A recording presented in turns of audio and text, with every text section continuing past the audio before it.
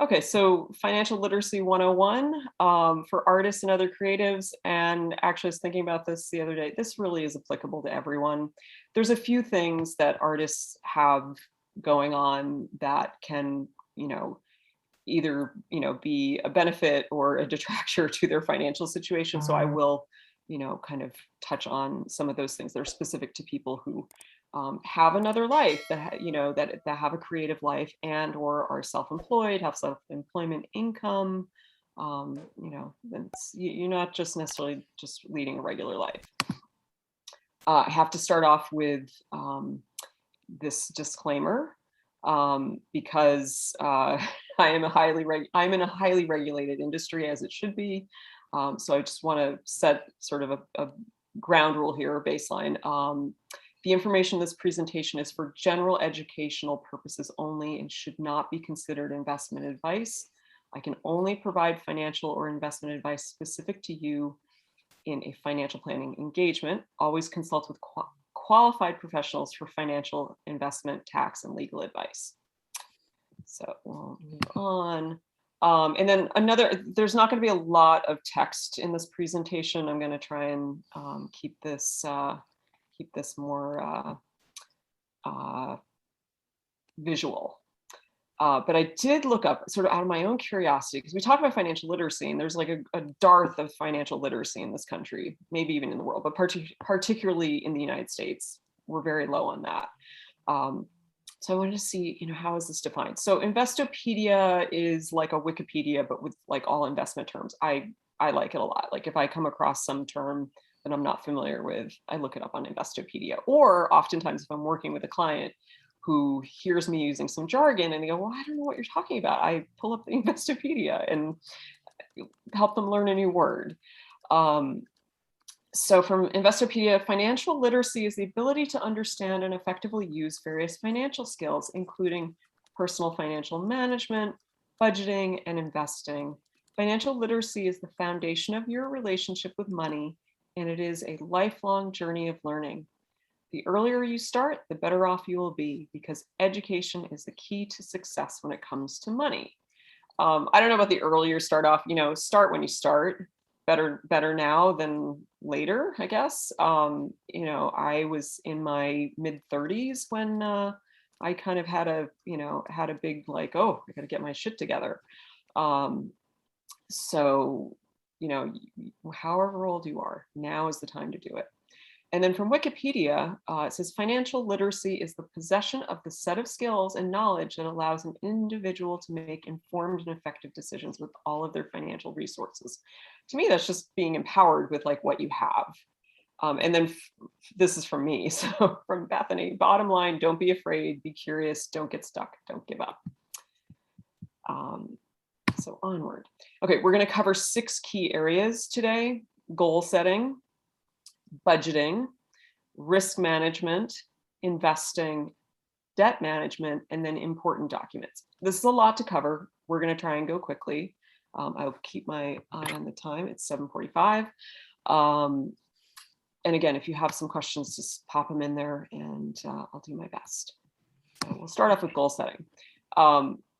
So goal setting, what is this money for? If you're just making money, you're just kind of living paycheck to paycheck, or you don't have your eyes on the prize, what is the point?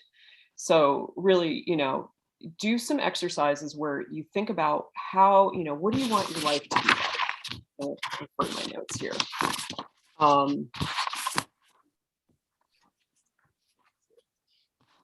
What do you need this money for? Do you need the money for retirement? Do you need the money to buy a home? Do you need the money to educate your children? Those are kind of the most common things, but artists may have some other ideas of what they need the money for. You may want to have studio space. You may want to say, I want a budget for studio space. So, put that on your list of goals. So that being said, make short, mid, and long-term goals. Write them down, or make a storyboard in Pinterest if you're more visual. It's kind of interesting. I did a strategic planning workshop years ago with Creative Capital, and they had us do this exercise where we, essentially made short, mid, and long-term goals, and used pictures to illustrate them, wrote them down. We even wrote our own obituary, which I actually highly recommend. It's a little bit creepy, but it's really effective, because you say to yourself, well, what am I doing in my life? What do I really want to accomplish? What do I want people to know me for at the end of the day? So, that will tell you, something about what's really important to you. What are your goals? So then prioritize your goals. Figure out where you might need to consider different options. Understand trade-offs you might need to make. No, you can't, no one can have it all. No matter how much money you have, you can't have it all. So you have to prioritize. And, then figure out how much these goals cost, so you can start to have some targets to save towards. And this is, setting goals is fun. That's the fun part. And then budgeting. Yeah, I know. The less fun part, although it's really not, it's not as awful as some people think it can be. It's basically how much money is coming in and how much money is going out, and then what's left over. That's that's whether you're cash flow positive or negative. Some people are not cash flow positive. Some people are not cash flow positive all the time, but they are sometimes. Particularly with self-employed people, particularly with people doing creative work where you get paid irregularly, you can have very lumpy cash flow. So that sort of adds an additional level of complexity to your financial life, and you need to plan for it. So with budgeting, I always recommend you start off budgeting just as a diagnostic. You just take a look at, what you're spending, and keep track of it, and look for patterns. See if you observe any patterns. And then from there, you can look for areas that you can change easily. When I do analysis of someone's budget, the things I most often see, and this is with everybody, everybody in New York, we all spend too much money on takeout, seamless, all that stuff.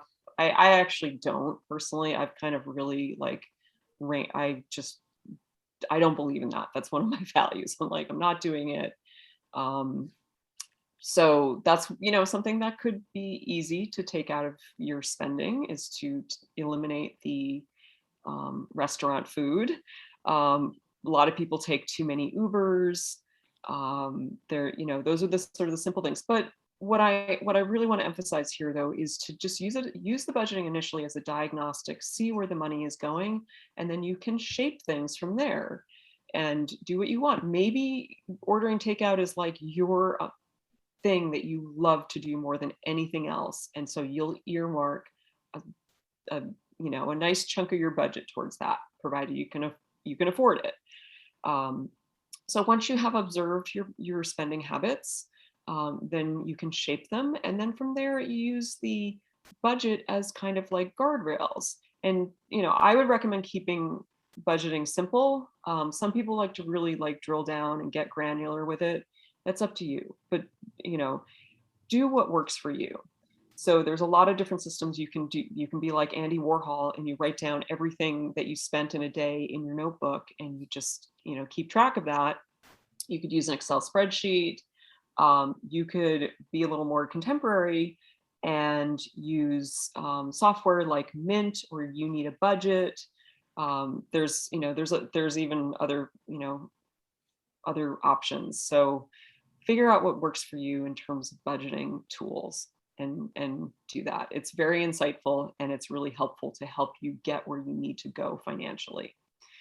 One other thing to note here with the self-employed people, it's really important when you are budgeting, when you have money coming in, is every time you have money coming in from either a sale of artwork or from a freelance job, anything like that, set aside the money to pay the taxes right away. Don't wait until the end of the quarter. Don't wait until the end of the year when all of a sudden you have a big tax bill and you have a fire drill trying to come up with the money. to pay the tax bill. Or, worst case, you end up paying penalties because you're making late payments. So that's my number one tip on this, is prepay your taxes and be prepared to do that. Also with budgeting, plan ahead for large purchases. There's a lot of different ways to budget, some of which is like you spend the same amount every month.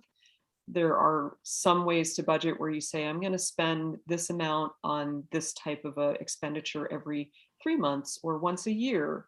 And then with the budgeting programs, it will factor that in. So risk management. Well, yeah, what if all your, what puts your financial security at risk? Actually, let's play a game. I would like some audience participation. Could people put in the chat some things that put your financial position at risk? Anyone? Bueller? Loss of personal property, like your home, your car, expensive personal belongings. Like you've heard of people, like your laptop gets stolen. Like that's effed up. But it happens. So, you got to be prepared for these things. Losing your home, whether your home is rented or owned, that's not good. Job loss. So there's kind of like two directions, like two things we're going to cover here. One are like sort of tragic events that are like way more complex than just like you lost your job. Although losing your job is pretty traumatic. It really messes with your identity and your sense of self-worth. But it's really common. Everyone has lost a job at one point or another, I'm pretty sure. We've all dealt with that. But other things like disability, like having an accident or an illness where you are no longer able to work either for a short period of time or for a longer period of time or even permanently, that's huge. That's really, like, that can really ruin your life. You look around you and you see homeless people in New York City, because the homeless people are not all that hidden here like they are in other parts of the country. It's like at arm's length, like that could be any of us. So, disability is, and actually the statistics are that like you're more likely to become disabled in your working years than to die. And everybody gets all in a tizzy about life insurance. It's like, oh, you need life insurance. Well, actually everyone should be in a tizzy about like disability insurance. Many people, I'm not going to say all people, but probably most people should have disability insurance if their income comes from working or running a business, which is working.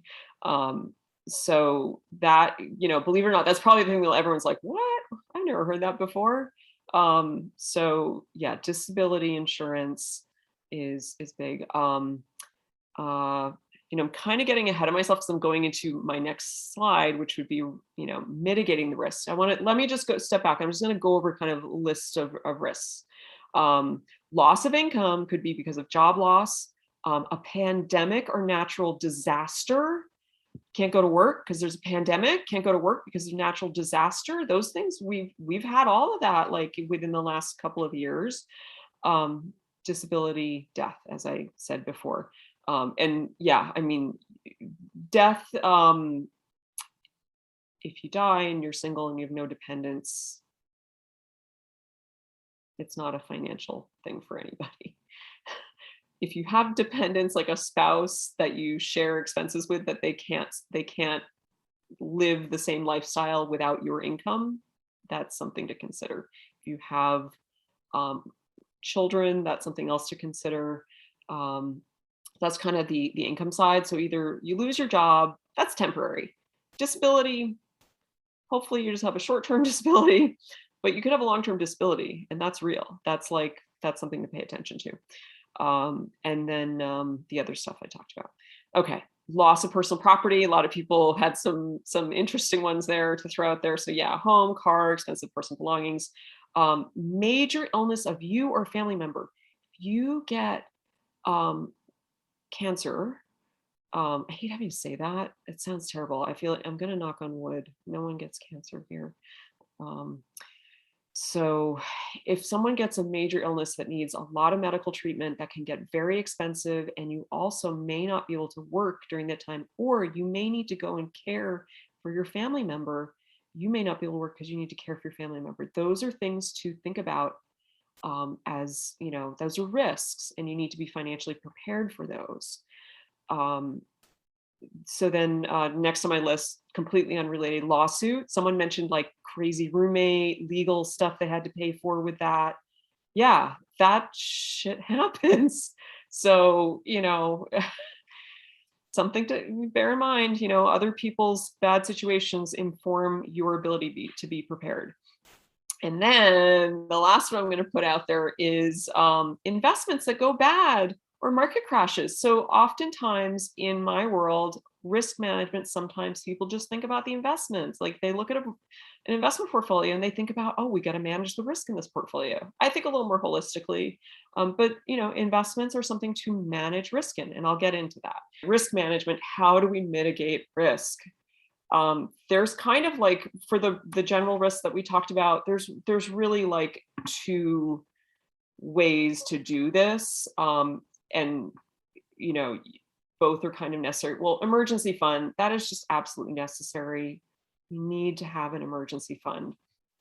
Gonna stop the share for a minute and just come back here.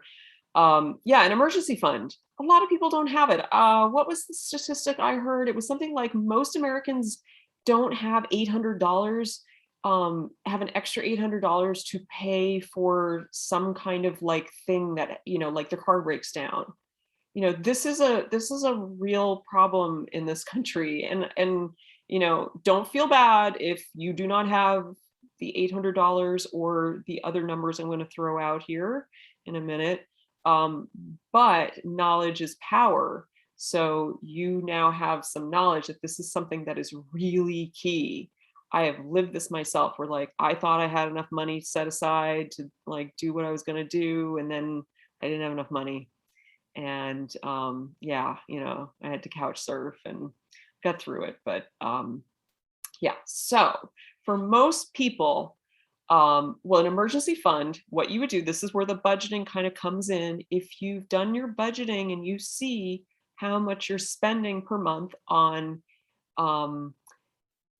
things that are non-discretionary, so things that are essential to your ability to live, like buying food, paying for health insurance, paying rent or your mortgage, the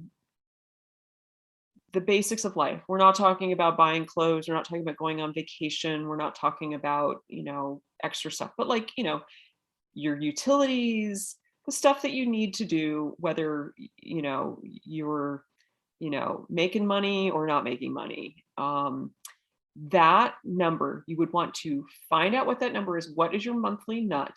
And then multiply that by average is a 6-month emergency fund. That is average. Bare minimum would be 3 months. Some people I know, they're like, I have 1 month. Like, well, it's time to build that up. So start slowly. There's a few things to kind of balance out here. If you have debt, you need, and not the kind of debt that's like good, healthy debt. We're talking like if you have credit card debt, high interest debt, you would want to balance out the paying down the sort of toxic debt, but building up your emergency fund. So you got to find that balancing point. And one of the best ways to do that is that budgeting, because then you see, oh my God, I'm spending $50 a month on Starbucks, or $50 a week on Starbucks. I think it might be $50 a week for some people.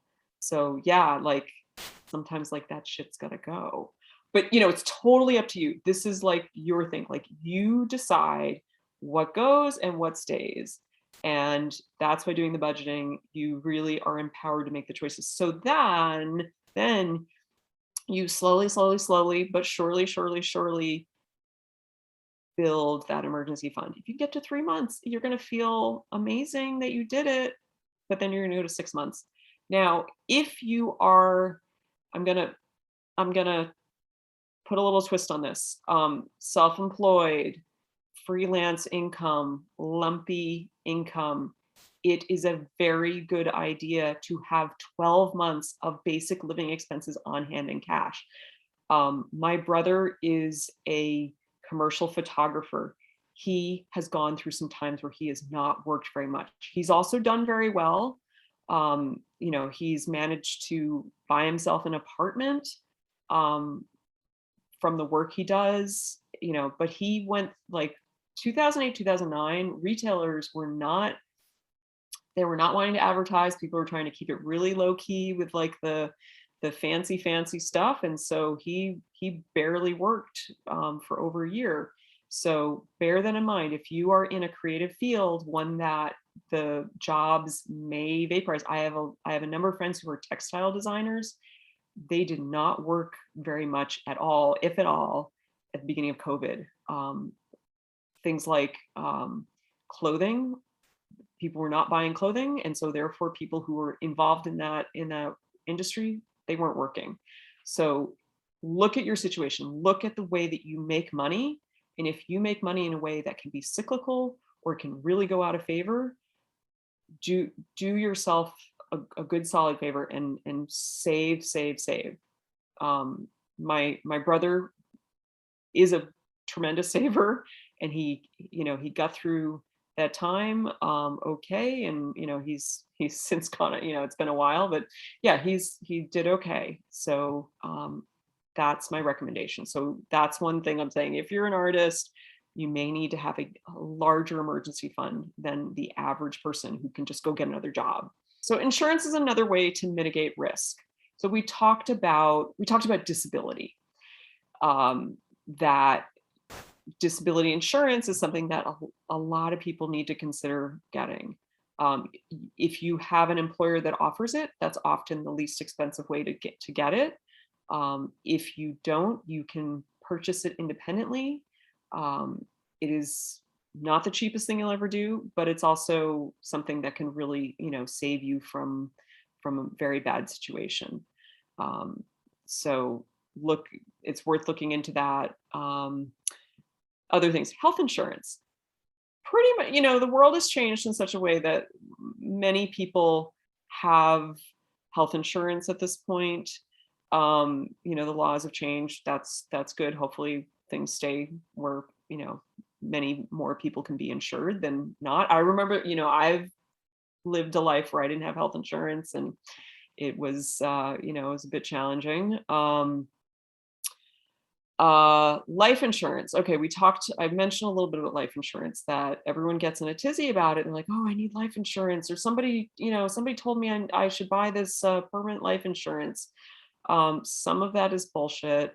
Some of that is real. So if you have dependents, meaning you have a minor child who is dependent upon your income to support them, that is a reason to get life insurance.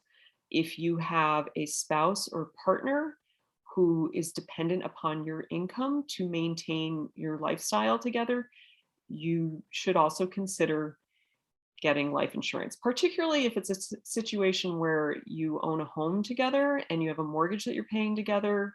And if one of your incomes suddenly went away permanently, either from death or disability, having insurance can really, save your hiney from, having to either sell the home or foreclosure, things of that nature. Life insurance, almost everyone only needs term insurance, which is very inexpensive. 10, 20, 30-year term, just, a set term, not annual renewable term, but just regular term insurance. It's quite inexpensive, and it's pretty simple to calculate how much you need. Property insurance, that's another one. Like, a lot of people rent in this city. I know maybe you're talking to Michelle because you don't want to rent anymore. But even if you rent, you really should have renter's insurance. It's super, super cheap. It's really cheap. And you know what? If there's a fire in your building or a flood in your building, like a sewer backup, we went through some of that, that can, take care of replacing belongings that have lost. Also, like let's say you have an expensive bicycle and somebody cuts your lock and steals your bike. You can they'll you pay your deductible and you'll get a check and hopefully you can buy another bike. Same thing with your laptop. Someone steals your laptop. That's going to be covered under your, either your homeowner's policy, property and casualty insurance, or a renter's policy. It's important to, when you're shopping around for policy, make sure that any like high value items, make sure that the insurance company is aware that you have them and that they will be covered under that policy, either under a rider or specific, or just under the policy in general. Yeah, property insurance, and also liability. Someone mentioned some like legal troubles, might not have been, they were sued by the roommate, the crazy roommate, but you could get sued. Somebody could like come to your apartment and trip and sue you. It has happened. So, renter's insurance, it typically would have liability coverage. Homeowners policy also liability coverage. That's important. Auto insurance. A lot of people don't own cars in the city, and that's good. One of the reasons to live in the city is you don't have to own a car, but sometimes we rent cars. You can like check off the box and pay the, I don't know, 25 whatever dollars a day to have coverage of the vehicle. I personally find that a little insufficient. You can actually get a non-car owner policy. It's pretty cheap, like around $500 a year, and it will cover you when you rent cars, when you borrow somebody's car, and it covers, has liability coverage as well as, usually coverage of a vehicle. Check with your insurance agent on those, but you can, go to like Geico. Geico is pretty inexpensive for a lot of these things. The last kind of insurance I'm going to cover today is umbrella insurance. That's a little more esoteric. I would imagine there's like a wide range of people with different financial circumstances here. For people who I would consider to be high net worth, you want to have additional liability coverage above and beyond what your renter's or homeowner's policy or automobile policy covers. And it's called, excess liability insurance or an umbrella policy. And that's something to look at. It's also very, very cheap because you're really unlikely to have any kind of, where they're going to use the coverage. But it's worth having, rather than having someone sue you for everything you have, just get the insurance. And generally speaking, I'm very critical of a lot of the insurance industry. There's a lot of kind of hinky stuff that I don't agree with. So I'd always take a critical eye at it. That's why things like permanent life insurance, like whole life, things were like, oh, you can take a loan from it and fund your retirement, or, you can use the money to pay for your child's education. All that stuff is a lot of hooey. Just get simple term insurance, get stuff that's inexpensive. Risk management for investments. Oh, this slide was fun. So some people like investing is like gambling.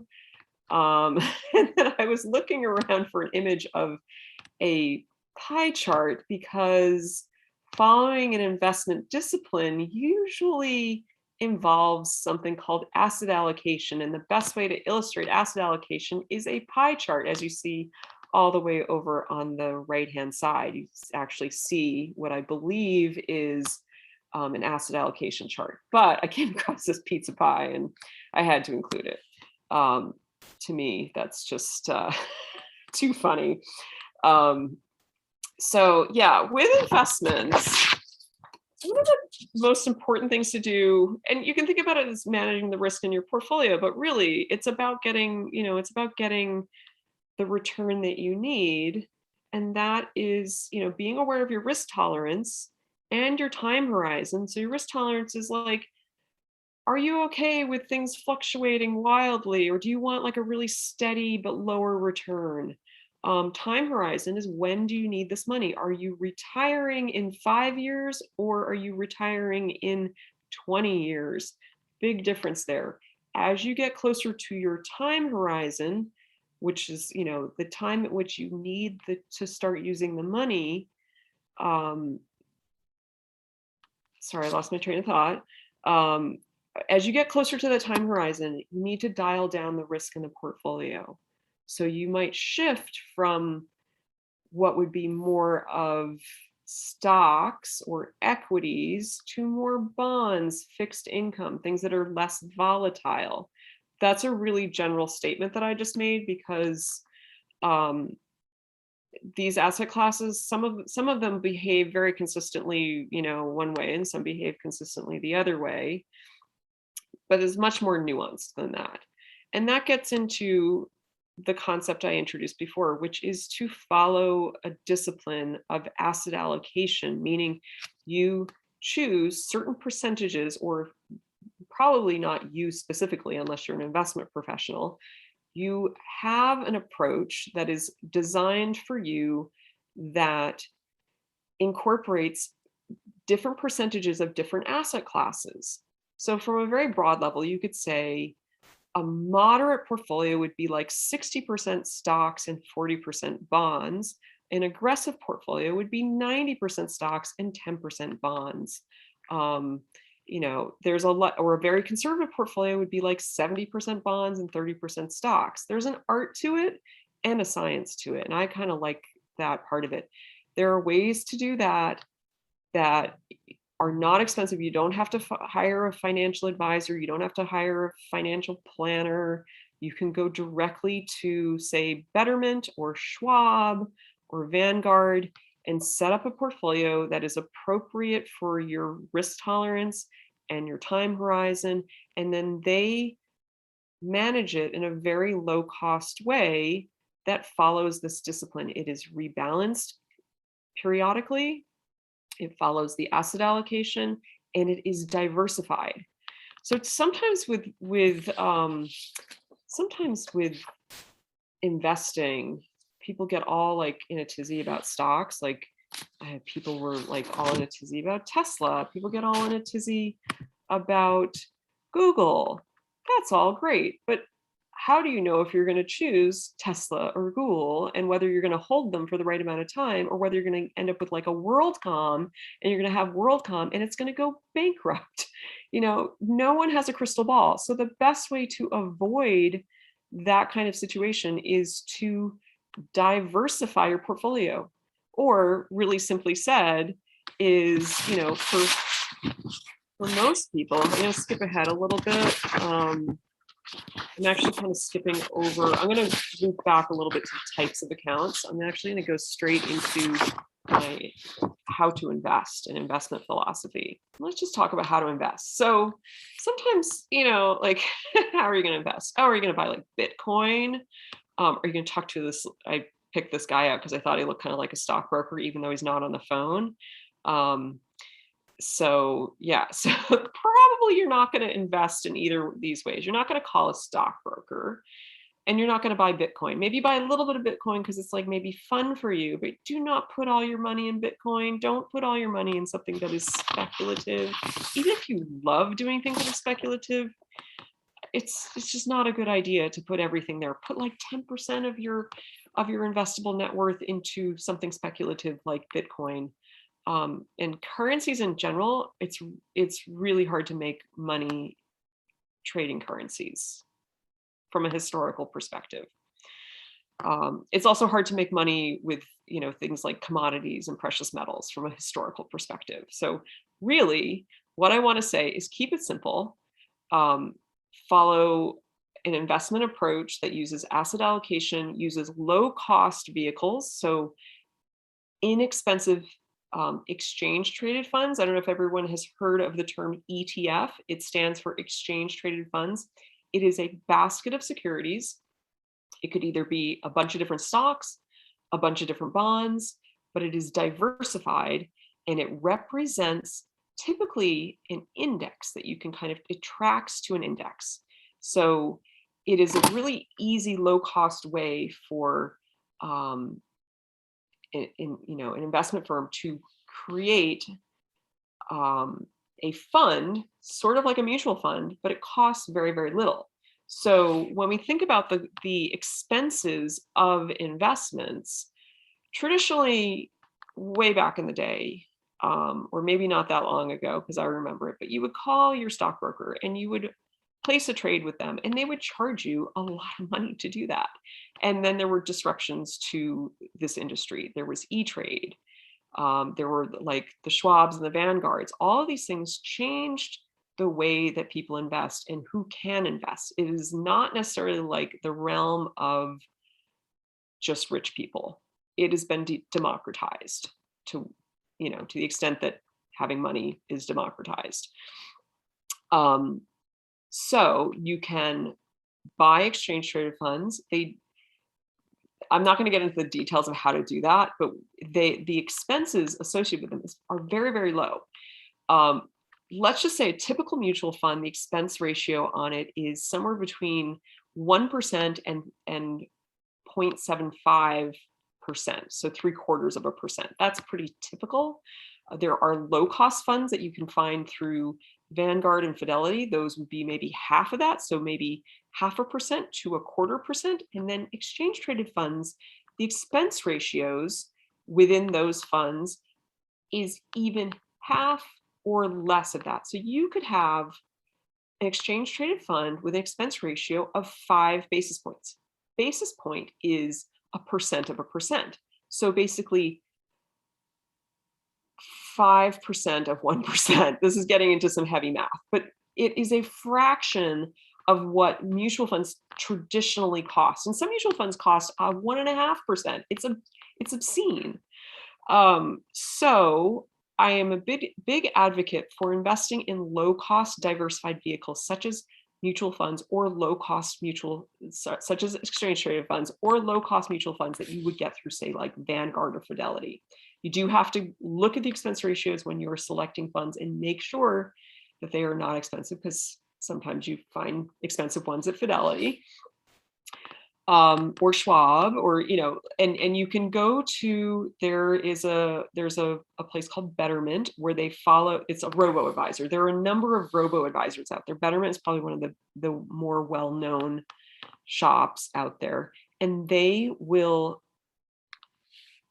invest your money into a portfolio that follows an asset allocation that is rebalanced and tracks to your stated investment goals and your risk tolerance. So your time horizon and your risk tolerance, it will track to that. For that, they charge 25 basis points. So 1/4 of 1% is what they charge. If you were to go to a typical financial advisor, they're going to charge you on average 1% for their fees. And that really depends upon how much money you are investing with them. Really, you need like $500,000 to get the 1% fee. You may not have that. You may have like $5,000 or $10,000 you're starting with. And for that, they'll charge you 1.5%. So it's just not cost effective to do it the traditional way. So really there have been some changes in how you can invest. Like people do it, like do it yourself stock trading with E-Trade or Robinhood, all that stuff. I don't recommend buying stocks yourself.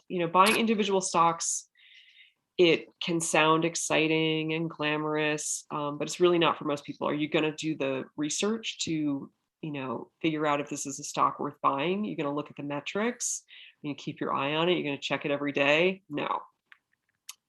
Do a diversified portfolio. And that being said, I have a couple other notes here I'm going to touch upon.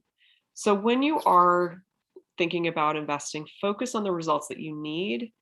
Don't get caught up in the hype. Don't be greedy. That's something that really a lot of people get caught up in. They're like, oh, it keeps going up and up. I'm not going to sell it because it's just going up. Well, maybe you need to rebalance your portfolio and sell a portion of that position and rebalance.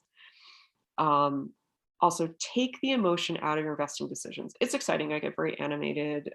It's a really complex subject. But if you can remove your emotions from it, that is the best. So you hear, you're listening to the radio, you're listening to NPR, like I do all day, every day, and you hear, oh, the S&P closed this or that, up or down, the Dow, this or that, up or down, and you go, oh no, I have to sell. Just try and ignore, just stick to your discipline and don't get emotional about it. Be lazy about it. Like if you have your investment set up, just kind of forget about it. Set it and forget it. Who is that? Ron Popeil. Um, yeah. So let's see. Yeah, don't sell when there's a correction in the market, but be prepared for opportunities. Like if you have cash sitting around there, like, what do I do with this cash? I have cash to put it to invest. Well, if there's like blood, there's blood in the streets, go buy. So that's that you just be prepared. And also the most important thing I would say. So here's my other page of notes here. Don't invest money that you need in less than 5 years. So if you're planning on buying a home in 4 years, that money should not be in the stock market. You can maybe put it in some low duration bonds and get a little tiny bit of interest. May not be worth it. Really the money that you need within 5 years should be in cash. I've seen this where somebody, had plans to buy a house and then 2008 happened and they weren't prepared with cash. It was in the market. Market dropped 40%. Suddenly, 40% of their down payment is not available to them. You have to wait. You have to wait those things out. So if you have plans where you need money, just build cash. The other thing, I just want to touch, upon this again. Make sure you know how much you're paying for the investments that you have. If you're working with a financial advisor, make sure you understand how much you're paying them, both in terms of like a dollar amount as well as a percentage amount. Figure out if that's worth it to you. There's many options. An investment program. Some investment, I was looking at, doing something for myself at Schwab, and it was 90 basis points for this program. And I was like, are you kidding me? So I was like, I'm not doing that. I went and did it at Betterment for 25 basis points. Do the math. The other thing is, so I'm talking about a lot of like kind of do it yourself stuff. You don't have to do it yourself. You can rely upon programs like Betterment. You can rely upon, Vanguard, that all these low cost places have programs to help you follow this discipline. Or you can work with an advisor. You just should be aware of how much you're paying. Usually after you've funded your emergency fund and paid off any high interest debt like credit cards, that's when you can start to get really into saving and investing after you've checked those other boxes. So please first check the emergency fund box and the debt management box. Make sure that you're solid in those areas, and then you can get into investing. Typically, the first place you're going to want to address is retirement savings. That is the biggest thing. People, we don't have a pension system in this country. Social Security is pretty minimal. It'd be hard to just retire just on Social Security. So you're pretty reliant upon yourself. Pensions are not that widely available. There are, like if you are a public school teacher, chances are you have a pension. When I have run financial plans for teachers, they often look very good because the person has a pension. So that being said, if you're kind of starting out and you're going, well, what am I going to do for a job? I like teaching. Do it. Teach. Particularly the New York City system has an amazing retirement system. That aside, everyone, even teachers, should be saving into retirement accounts as well. Don't put all your eggs in one basket and be like, oh, I got a pension, I'll be fine. The first stop on the retirement savings highway, let's just call it, the first rest area is IRA accounts. So there's two major kinds of IRA accounts. There are traditional, meaning the money goes in before you've paid taxes on the money. And then there's Roth. Roth is where you've already paid the taxes on the money and then you never pay taxes again on it. There are rules surrounding these things where, there's certain situations where you're allowed to deduct your traditional IRA. There's certain situations where you're not allowed to deduct your traditional IRA. That is your contribution. It can get a little complex. Then with Roth, there are, and some of the rules are changing around Roth, like potentially right now, there's stuff being proposed. So some of this is definitely subject to change concerning Roth, particularly surrounding like Roth conversions. Maybe we can cover that in a further down the road type of meeting here. But if your income is under a certain amount, you could be eligible for Roth. You could also potentially do Roth conversions if your income exceeds those amounts. These are all possibilities at this point. But the Roth and the traditional IRA is kind of your first stop there. Then and you want to make sure, really try and just max it out. Like that's kind of bare minimum stuff, is to max your Roth. So, $6,000 a year. Maybe you get the catch up if you're over 50, or if you are over 50, you get the catch up. And then there's other places to save. So if you have a job with a 401k, that is a really good place to save, particularly if there is matching from your employer.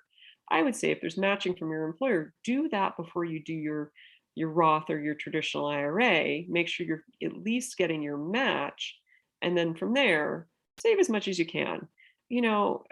Realistically, if you can max your 401k and max your Roth or IRA, you're probably all set for retirement. Like that's kind of how it's done.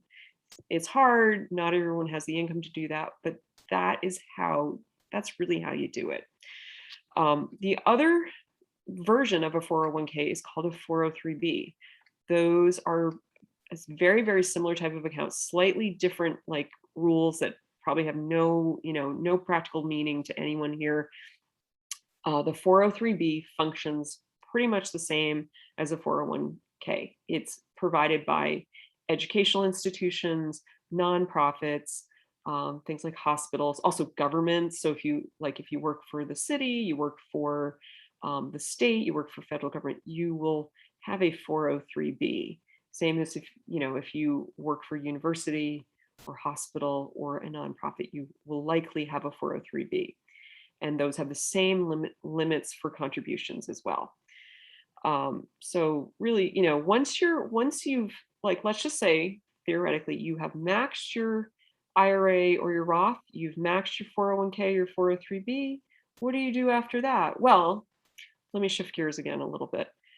Self-employed people have some unique options for retirement saving. You can save a lot of money as a self-employed person. Let's say you have an amazing year, you sell like $300,000 worth of paintings. Are you just going to like sit on that money? You're going to go like buy a Ferrari? No, you're going to hopefully set up a solo 401k or maybe a SEP IRA. Solo 401k is a newer type of retirement account available to self-employed people, and it has some very appealing attributes. So I highly recommend solo 401k. So let's say you're maxing out your retirement savings ability and you still have money available to save. That's where you can get into saving into a taxable account. So, or actually, let me step back one more time. Let's say you have children, you have a child, or you're planning on having a child very soon. You could start some educational savings. That's provided you have checked the box for saving for retirement. Make sure you're saving for retirement before you start saving for education. I've seen this many times where people have an emotional thing where they go, oh, my parents didn't save enough for college. I take these horrible loans. I am not going to do that to my child. I am going to make sure that college is paid for. Meanwhile, they're going to be paying your bills in retirement because you haven't saved for retirement. Save for retirement first. Your child can potentially get a loan. They can go to a less expensive school. They can work. There's a lot of things changing in educational finance right now because of what happened in the last 20 years. So I would say, focus on your retirement saving first. But let's say you check those boxes. You can then save into what's called a 529 account or Coverdell account. Both of those are tax advantaged educational savings accounts. And we can go over that another time. I want to keep this very top level right now. So let's say you're checking all those boxes, you have additional money to save, or let's say you're saving for a goal that will occur before retirement. Say you want to buy a house in 10 years. You could take that money, put it into a taxable account. And taxable accounts, the reason they're called taxable accounts is that they're not tax deferred. They're not for retirement. There's no, there's no legislation. There's no law that says this money can grow, tax deferred or tax free. So anytime that you have income in that account or you realize a gain in the account, it's taxable income to you. And that's okay. It's okay to pay taxes. It's okay to realize gains. You're making money. But those types of accounts are not really optimal for retirement. So if your number one goal is saving for retirement, save in the retirement account first. But the important thing is that a taxable account, the use of those funds is not restricted by age. So you don't have to wait till you're 59 and a half to buy the home. You can do it earlier. Again, with the caveat that, do not have money invested that you need liquidity of within 5 years. Taxable accounts also, they can be owned jointly or they can be owned singly. So you can have your spouse or partner as a joint owner on a taxable account. You can do that together. That is sometimes a good idea for estate planning purposes. Also, if something were to happen to one of you, the other person would have very easy access to that money. So sometimes it's a good idea to have both your names on the account. Sometimes if you're older, sometimes people put their child's name on the account so their child can, take over and help as needed. That is more complex stuff. And I would suggest that if you have any situation like that, that you get professional advice. Both retirement accounts and taxable accounts can have a named beneficiary on them. And actually retirement accounts, you always need to name your beneficiaries. That is really helpful. If something happens to you, it will allow the money to go to your intended heirs with less of a hassle. So always make sure that you are reviewing your beneficiary designations on your accounts regularly, like once a year, once every couple of years. Yeah, so those are all the account types. I want to move on to debt management. So this is something that affects a lot of people, a lot of Americans. Typically during hard times, we spend our way out of our, financial, when our economy is bad, we spend our way out of it. We get the economy back on track by spending. So that being said, there is good debt and there's bad debt to have. Typically, good debt are things like mortgages, sometimes student loans. Some student loans are really beneficial. They, help you have a good credit rating. They show that you're creditworthy, that you're paying your debt obligation on time, that you're reliable. So you get a better credit rating. Same with a mortgage. If you're paying your mortgage on time, they love that. Credit cards too. Like if you're paying your credit cards on time, that's gonna look really good on your credit report, as well as like if you're not maxing out your credit cards. Like if you, ideally, this is my number one tip for credit cards: pay them off every month. Do not carry balance. Don't make an excuse and be like, oh, I had to buy this expensive thing. I had to buy this plane ticket. I'll pay it off for the next 3 months. Don't do that. Have the cash on hand. Be prepared to pay cash for everything you buy, but you can use a credit card to rack up points. It is beneficial for your credit score to have credit available to you, to have good credit available to you, have a fairly low utilization rate. Kind of a funny thing, I have a few more cards than my husband. Like I have a couple of store cards and whatnot. And he only has one credit card. So we were getting a new mortgage recently, and his credit score was slightly lower than mine. um, so, it's interesting. It's basically an algorithm, and you have to just work that system. Um, the other thing to think about with credit scores, I highly recommend that you check your reports with the three agencies at least once a year. The methodology I recommend for doing that, if you have the time, put it in your calendar. Every 4 months, you get a free report from one of the three agencies. So you say, okay, in January, I'm going to get TransUnion, and then you just go down the line like that.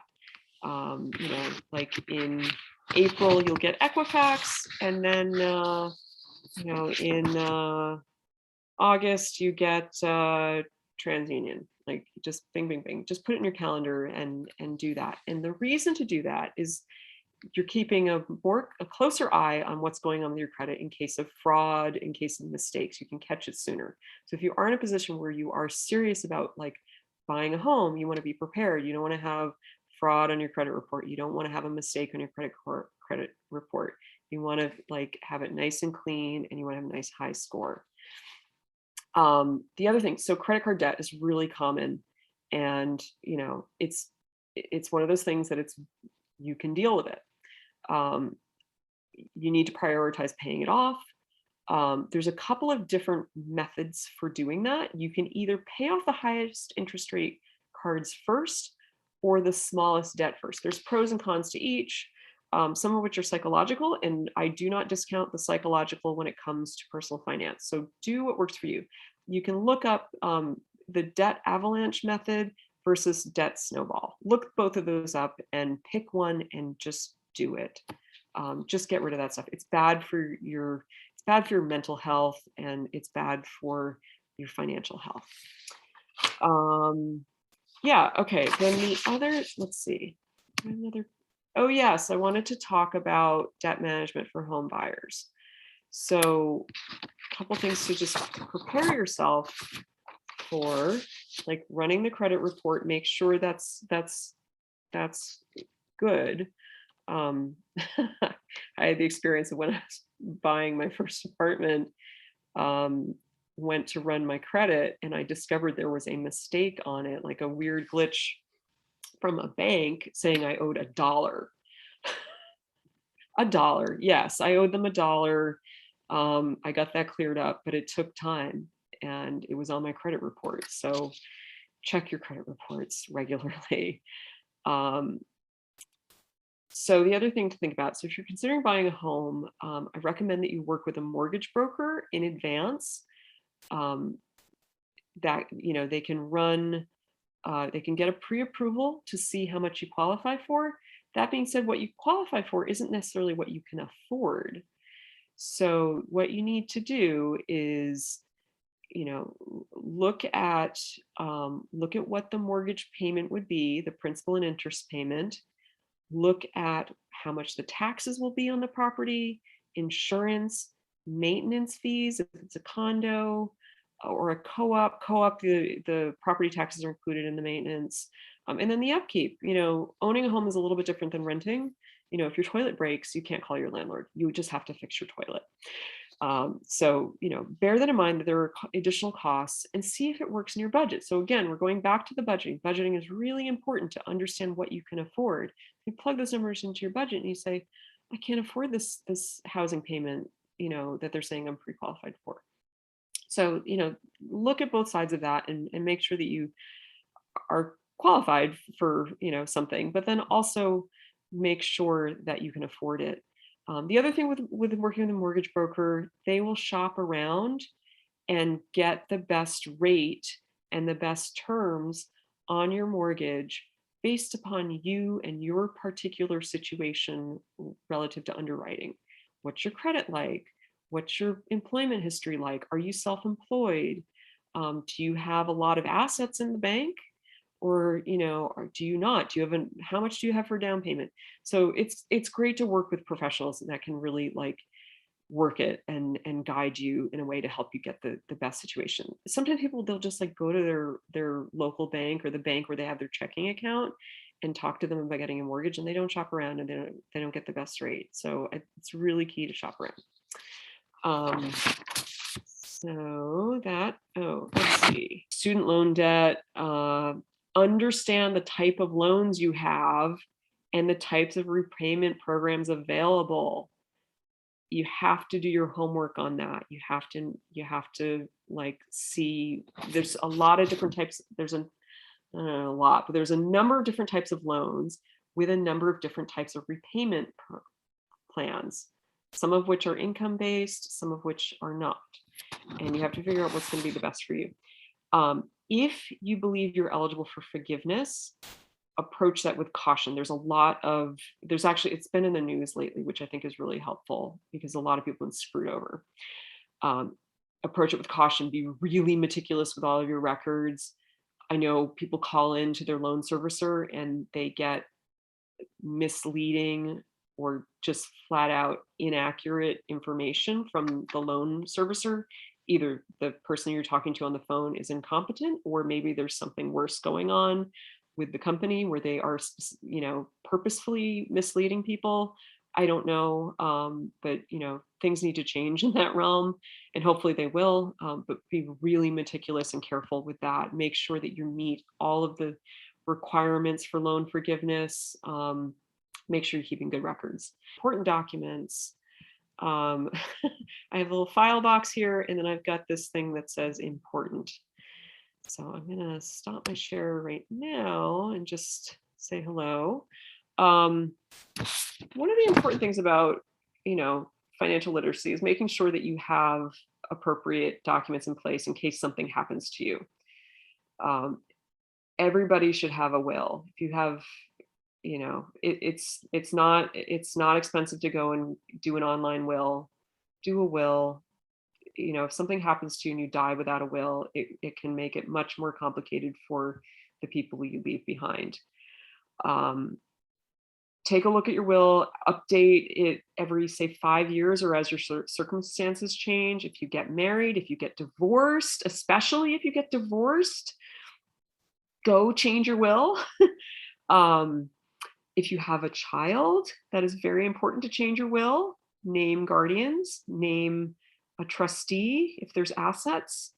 If you have life insurance because you have a child, consider having trust provisions to have to keep those assets in a trust for your child. Again, I'm not giving legal advice. I'm giving sort of general education about seek out appropriate legal advice here.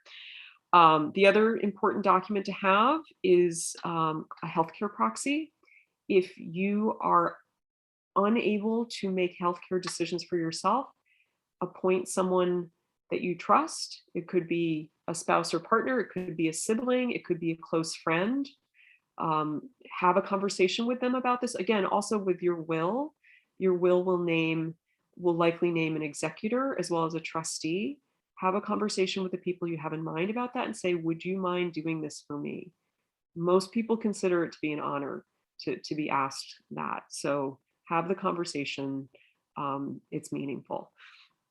The other thing that goes along with healthcare proxy, advance directive. That is the document that basically, that's the pull the plug document. Well, do you want to have the plug pulled or not? Maybe you don't. Maybe you want to stay on the life support.